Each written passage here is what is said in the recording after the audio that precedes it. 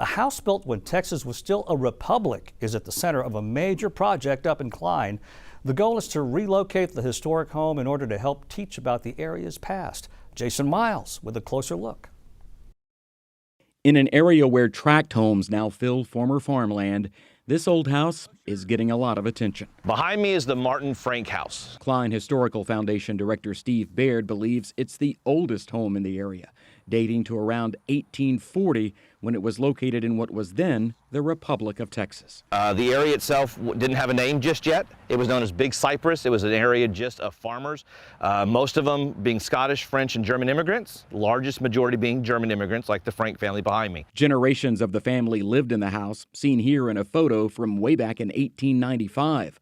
But the acreage on which it stands is now for sale, and the foundation is raising money to relocate the house to nearby Wunderlich Farm Interactive History Park, home to a number of other restored structures that help teach Klein ISD students and others about the past. Right now, my goal is just to move the house and get it to the museum ground stands at $100,000. This house is so large, they'll likely have to cut it into 3 sections before moving it.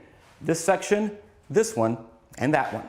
A separate campaign to preserve the house, make repairs, and even furnish it with period pieces could take years. It's not just the family histories, it's architectural history.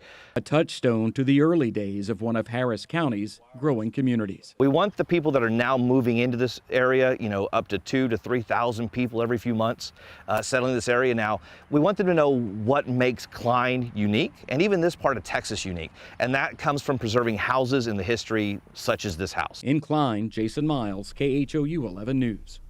That is so cool. You can find out more about the Frank House Project and Wunderlich Farm on khou.com.